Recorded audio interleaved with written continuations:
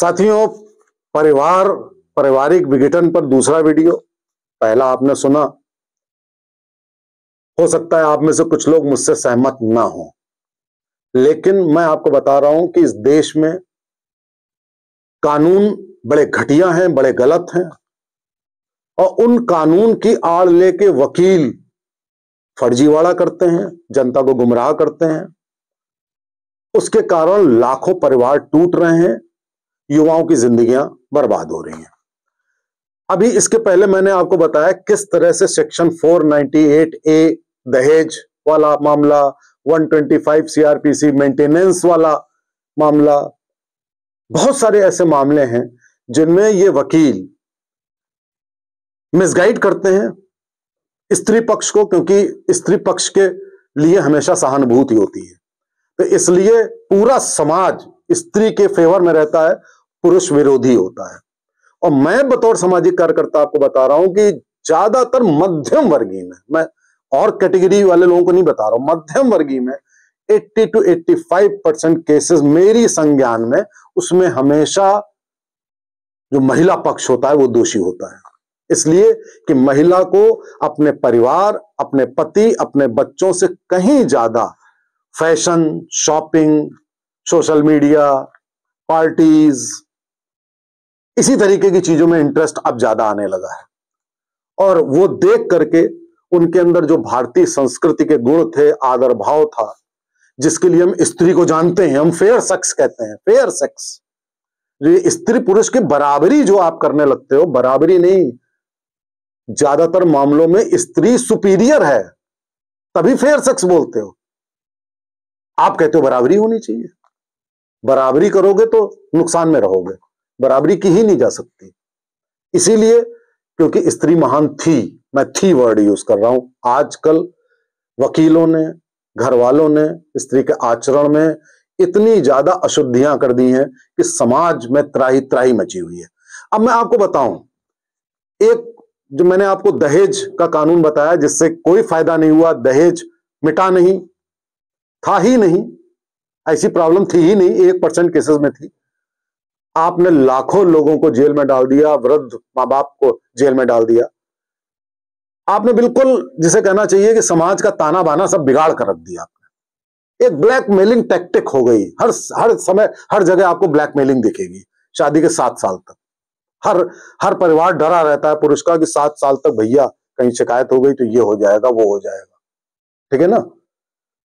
एक दूसरा आपको कानून बताता हूं, दूसरा कानून बलात्कार का। अब आप कहेंगे लीजिए, अब आप बलात्कार के कानून को गलत बता रहे हैं। मैं गलत नहीं बता रहा हूं, मैं बता रहा हूं आप एक डंडी से हर चीज हाँक देते हो।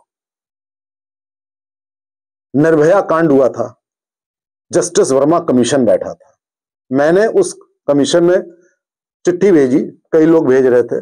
मैंने कहा कि बलात्कार कानून में आपको डिवीजन करना चाहिए। डिवीजन से क्या मतलब है कि एक सड़क पर 4 गुंडे एक लड़की को उठा के ले जाएं और सामूहिक बलात्कार करें और उसकी हत्या कर दें, ये एक हीनस क्राइम है जिसमें उन चारों को फांसी की सजा तुरंत होनी चाहिए। अब दूसरा सिनारियो क्या है कि आपके ऑफिस में आप बॉस हैं, आपका एक महिला कर्मचारी 5 साल से काम करता है और वो ठीक से काम नहीं कर रहा, आप उसको डांट देते हैं और वो महिला कर्मचारी जाके पुलिस में बोल दे कि ये हमारे प्रति बुरी भावना रखते हैं और मुझसे जो है आप ये जो है बुरी नीयत से छेड़खानी कर रहे थे और कुछ ऐसा चाहते हैं। अब आप बताइए, क्या इस मामले को और वो जो मैंने पहला उदाहरण बताया, दोनों को एक साथ आप रख सकते हैं एक ही जगह पे? कि एक पढ़ा लिखा बॉस एक ऑर्गेनाइजेशन चलाता हो, या कोई आईएएस ऑफिसर हो, कोई डॉक्टर इंजीनियर हो, वहां पे कोई लेडी आके कह दे कि भाई साहब इन्होंने हमसे जो है हमसे छेड़खानी की, हमें बलात्कार करने की कोशिश करी, तो आप इन दोनों मामलों को क्या एक ही तराजू से तौलोगे आप? चलिए आपको और एग्जाम्पल बताते हैं। आजकल लिव इन में लड़के लड़कियां रहते हैं, लिव इन रिलेशनशिप को मान्यता कोर्ट तक ने दे दी है। आप जरा देखिए कानून। और 3 साल तक लड़की रही और 3 साल के बाद जब उसके बाद अलग हो गए, तो वो सीधे कोर्ट में जाके कह देती है, पुलिस स्टेशन में कह देती है कि इसने 3 साल तक बलात्कार किया। अब आप जरा देखिए, 3 साल तक किया। क्या ये पॉसिबल है किसी का 3 साल तक आप रोज बुला बुला के बलात्कार करते रहो? अब ये मामला, वो जो ऑफिस वाला मैंने बात बताई, और सड़क पर 4 गुंडे किसी को किडनैप करके बलात्कार करके उसको मार डालें, या निर्भया कांड जो हुआ था वो ऐसे ही हुआ था। क्या इन सारे केसेस को एक साथ क्लब किया जा सकता है? क्या एक ही तरह जो से होना चाहिए, एक ही धारा से होना चाहिए? मेरा सजेशन था कि इनमें डिवीजन होना चाहिए, कि ये एक एनालिसिस होनी चाहिए कि ये मामला एक स्ट्रेंजर गुंडों द्वारा किया हुआ गैंग के खिलाफ गैंग ने किया है, या किसी ने जबरदस्ती किया है, या ये मामला किसी जान पहचान वालों में हुआ है। उसमें भेद करके उसी हिसाब से कानून बनाइए। लेकिन नहीं सुनी गई भाई साहब। बन गया कानून उसी के हिसाब से, जो गुंडों के हिसाब से बन गया। भाई साहब, किसी गुंडे को, 1-2 को छोड़ के किसी गुंडे को सजा नहीं मिली। क्या हुआ? 100 में से 95 मामले ऑफिस के आ गए कि लेडी कर्मचारी ने कह दिया भाई साहब बलात्कार कर रहा था। अभी भाई साहब पुलिस अधिकारी के अगेंस्ट, एक आईजी पुलिस के अगेंस्ट एक लेडी गई, उसने कह दिया भाई साहब ये बलात्कार करने को लेकर एफआईआर हो गई। अब आप बताइए, आजकल अधिकारी लोग अपने चैम्बरों में सीसीटीवी लगाने लगे हैं डर के मारे। क्या ऐसे कानून बनाए जाते हैं? मतलब हद हो गई कि आप लड़का लड़की एक साथ रह रहे हैं 3 साल से, पति पत्नी की तरह, और 3 साल के बाद वो पुलिस में चली जाएगी, कह देगी मेरे 3 साल से बलात्कार कर रहा था, और आप उसको मान भी लेते हो कि हाँ बलात्कार। आप शारीरिक संबंध को बलात्कार मान लेते हो? ये कौन सा न्याय हुआ भैया? शारीरिक संबंध के आधार पे पूरी दुनिया टिकी हुई है मेरे भाई, आप उसको बलात्कार मान लेते हो? तो ये जो कानून है, ये सारे कानून, अब मैंने दहेज का कानून का बताया, उससे आपने ब्लैकमेलिंग समाज की स्थापना कर दी। उसी तरह आपने ये बलात्कार कानून से भी ब्लैकमेलिंग, ऐसे दिल्ली बंबई में गैंग्स हैं, लखनऊ कानपुर सब जगह गैंग्स हैं, सुपारी लेते हैं कि इस अधिकारी को बदनाम करना है, इतने लाख दे दीजिए, ये जाके बलात्कार का आरोप लगा देगी। ऐसे गैंग बने हुए हैं।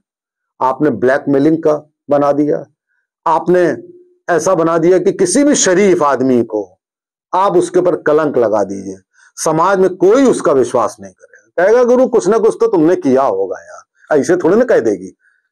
आपने ये मान लिया कि औरत सच बोलती है। क्या बात करते हो भैया, ऐसे थोड़ी ना होता है। अगर ऐसा अकाट सत्य होता कि स्त्री सच बोलती है तो भैया फिर यहां पे सारे क्राइम होना बंद हो गए होते। ऐसा नहीं होता है।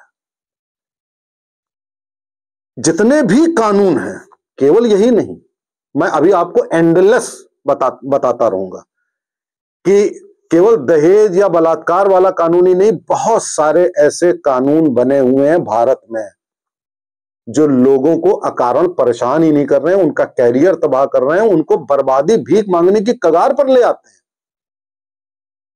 और आपने आज तक झूठ बोलने के लिए कोई कानून नहीं बनाया। अब प्रूव हो गया कि ये स्त्री झूठ बोल रही है, बलात्कार नहीं हुआ, आपने उस स्त्री के लिए कुछ किया ही नहीं, उसको पकड़ा ही नहीं। सिद्ध हो गया कि आपके पुलिस स्टेशन में दरोगा और इन्वेस्टिगेटिंग ऑफिसर पैसे खा के उसने गलत रिपोर्ट बनाई है, आपने छोड़ दिया, उसको मालूम है कि हम छूट जाएंगे। तो आप अगर इस तरीके के कानून पूरे देश में अगर व्याप्त रहे तो भाई साहब, बाकी चीजें जो आप कर रहे हैं मैं भी करता हूं, आप इसी से पूरा देश तोड़ दोगे। ये मध्यम वर्गीय अभी तो भाग रहा है विदेश में, ये आगे आप देखिएगा मध्यम वर्गीय रह ही नहीं जाएगा। तो कहेगा भैया ऐसे देश में क्या रहे, जहां पे पलक झपकते बलात्कार और दहेज और इस सब का मुकदमा लगा के धन उगाही हो जाती है। अगर कोई सुन रहा हो शीर्ष पर, सरकार, न्यायपालिका तो वही काम करेगी जो सरकार बनाएगा। अगर सुन रहे हो, कृपा करके केवल नाम बदलने, कानून का नाम और नई किताब बदलने से कुछ नहीं होगा, कुछ आपको करना होगा। अभी आपने, मैं भूल गया, 1 सेकंड बता दूं, आपने बलात्कार के कानून में एक लाइन जोड़ दी है, अभी जो आया है नया जुलाई में, आपने कर दिया कि साहब शादी का वादा करके अगर सेक्स किया तो बलात्कार होगा। कमाल करते हैं आप। कौन डिसाइड करेगा इस बात को? वो लड़की, हर लड़की कह देगी कि मुझसे शादी का वादा किया था, तो हर संबंध बलात्कार हो जाएगा। कौन बनाता है ये कानून? किसने ये लाइन जोड़ी? तब तो फिर ये हो गया कि भाई साहब फिर तो आदमी औरत की तरफ देखना ही बंद कर दे भाई साहब, तो प्रकृति का नियम ही खत्म कर दीजिए ना। फिर ऐसा कुछ नहीं होता है कि शादी का बहाना देकर, शादी का वादे पे स्त्री क्यों अपना शरीर सौंप रही है? स्त्री को दोषी क्यों नहीं मान रहे भाई? स्त्री क्यों लालच दिखा रही है? तो अगर कोई सुन रहा हो तो भैया इस फर्जीवाड़े, इस झूठ और इस तरीके के कानूनों को ठीक करिए, डिवाइड करिए, लोगों से राय लीजिए। समाज में लोग बैठे हुए राय देने के लिए, केवल 2-4 लोग बना देते हो यार इतने खराब कानून, उसको ठीक करिए। नमस्ते।